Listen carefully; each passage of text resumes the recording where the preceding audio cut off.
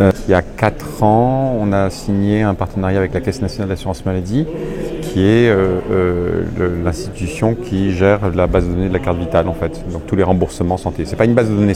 Alors il y a une base de données derrière, qui sont tous les remboursements des individus en France qui ont droit au remboursement.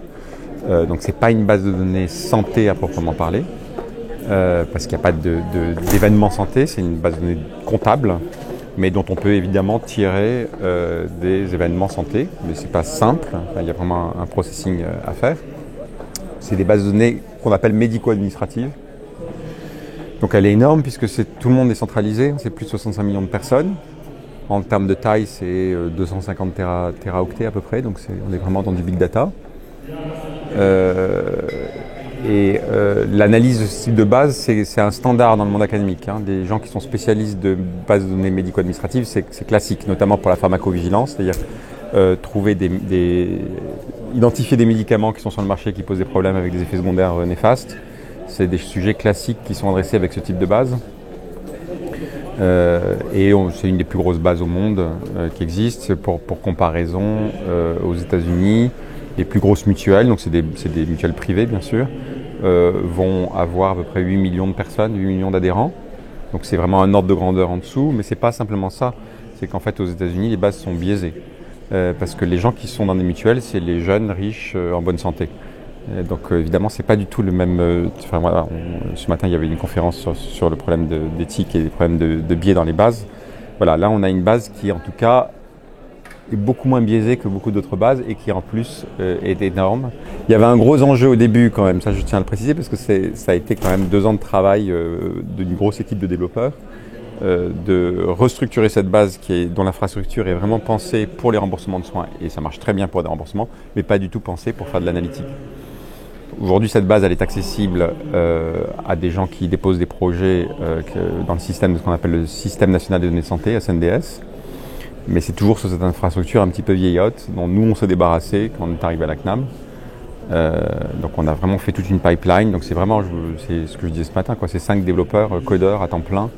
Je pourrais en avoir 10, je les occuperai sans aucun problème. En plus, ensuite, des matheux et des statisticiens qui vont effectivement faire les algorithmes derrière. Alors nous, les algorithmes, ça a mis 2 ans pour avoir une plateforme qui commençait à être utilisable. Donc nous, ce qu'on a développé, on a travaillé sur des algorithmes de pharmacovigilance ou pharmacoépidémiologie, où il s'agissait effectivement donc de détecter, comme je disais, des médicaments qui sont potentiellement dangereux et qui sont sur le marché. Alors aujourd'hui, quand on fait ça, il faut poser une question précise. Est-ce que tel médicament provoque tel effet secondaire? Et là, on réunit des spécialistes de la pathologie en question qui vont décider qu'est-ce que ça veut dire être sous exposition de tel médicament. Est-ce qu'il faut l'avoir pris 3 fois, 4 fois, en combien de temps? Est-ce qu'il faut le prendre régulièrement ou pas? Et ainsi de suite. Une fois qu'ils ont décidé cette règle métier, on va extraire les données. Il y a un problème de réalignement des gens parce qu'ils n'ont pas commencé le traitement au même moment. Donc c'est pas simple, il y a un travail de cohorte qui n'est pas simple. Et ensuite, on va répondre à la question avec des algorithmes standards. C'est vraiment l'état de l'art aujourd'hui en biostatistique, c'est des algorithmes de survie. On va répondre à la question, est-ce que oui ou non, ça augmente le risque? Et on va avoir une réponse avec une certaine barre d'erreur. Et on ne fait pas mieux aujourd'hui dans cette pipeline-là. Le seul problème de cette pipeline, c'est que ça peut durer plusieurs mois. Pour une question, pour une validation d'hypothèse, pour un médicament sur un effet secondaire. Donc l'idée, c'était de se dire quoi? Et si on développait un algorithme qui soit certainement moins précis, mais qui va travailler en amont, et qui va faire une sorte de dépistage automatique où il n'y aura pas besoin de préparer les données, et il va dire, oups, attention, il faut peut-être regarder de plus près ce médicament et ce médicament avec cet effet secondaire.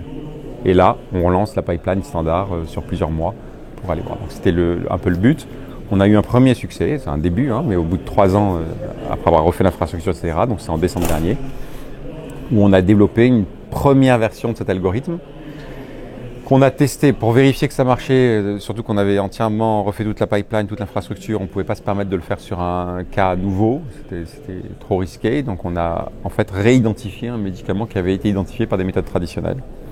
Donc c'est un antidiabétique qui avait été retiré du marché il y a 7 ans parce qu'il augmentait les risques de cancer de la vessie.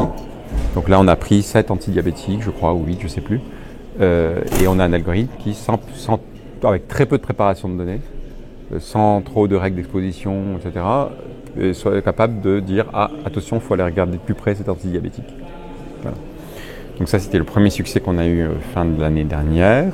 Et maintenant, donc, ça, on applique ça. Maintenant sur des cas réels. Donc on est passé à l'échelle, on était sur la cohorte des diabétiques qui est diabétique de type 2, c'est 2,5 millions de personnes à peu près en France. Là on travaille sur les personnes âgées de plus de 65 ans, donc c'est 12 millions de personnes. On travaille sur à peu près 40 téraoctets de mémoire. On était sur 3-4 plutôt avant. Et l'effet secondaire, c'est les chutes des personnes âgées. À terme, idéalement, on voudrait avoir un pool d'effets secondaires, évidemment. Pour l'instant, on arrive à avoir un pool de médicaments et un effet secondaire. Voilà, c'est une première étape. Et là, on a augmenté aussi sur le nombre de médicaments puisqu'on en gère 400. Donc on a 400 médicaments qui sont potentiellement soupçonnés d'augmenter, enfin, qui pourraient augmenter le risque de chute et il faut identifier lesquels. Voilà. Donc là, on travaille là-dessus aujourd'hui. On a ouvert d'autres sujets. On travaille en fraude. Enfin, on va commencer à travailler en fraude, c'est tout récent. Donc ça, c'est détection de réseaux de pharmaciens ou de médecins qui font du trafic de drogue, de Subutex essentiellement. Hein, voilà. Et puis on travaille sur un sujet passionnant mais très difficile qui est l'analyse de parcours de soins. Donc on imagine qu'on a, alors je le dis sur le diabète mais on ne travaille pas sur le diabète, mais imaginons que je prenne tous les diabétiques de France, donc 2,5 millions, et puis je regarde leur parcours de soins, donc je regarde quels médicaments ils ont pris, enfin en tout cas achetés, quels médecins ils ont vus, quels ont été, voilà, tout leur parcours de soins. Et je voudrais comprendre comment ces parcours se structurent. Idéalement, si par exemple j'arrive à faire du clustering, si j'arrive à grouper ces parcours en disant bah cela se ressemble, si j'arrive à identifier des parcours types, ça c'est le jackpot. C'est le jackpot aussi bien au niveau de la santé parce qu'on est capable de dire tel parcours soigne mieux que tel autre parcours, mais aussi du point de vue de l'économie où on est capable de dire bah celui-là il coûte moins cher que celui-là. Donc on va pousser sur ces parcours-là. Alors évidemment c'est beaucoup plus compliqué que ça parce que les gens changent de parcours. Même si on imagine qu'il y a des parcours types, les gens ne cessent d'en changer. Donc c'est quelque chose c'est un problème qui est nettement plus compliqué que ce que je suis en train de raconter. Je simplifie pour essayer de bien expliquer. Mais c'est des sujets qui sont absolument fondamentaux. Et nous, on travaille sur quelque chose encore un petit peu en amont, sur un outil de visualisation qui devrait permettre de visualiser et d'interagir dynamiquement avec ces 2,5 millions de parcours en même temps. Un peu comme on a les visualisations de nœuds de Twitter où on voit les familles politiques des gens, etc.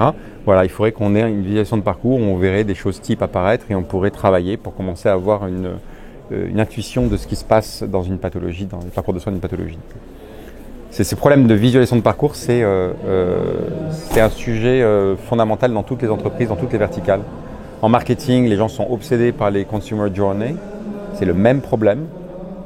S'il y a un outil de visualisation qui sort, il n'y a aucune startup qui fait ça, hein, mais un outil de visualisation qui sort sur des parcours, c'est utilisé par tout le monde. Les boîtes de gaming, les marketeurs, la santé, enfin voilà, tout le monde veut ce genre d'outil, mais personne ne l'a fait encore.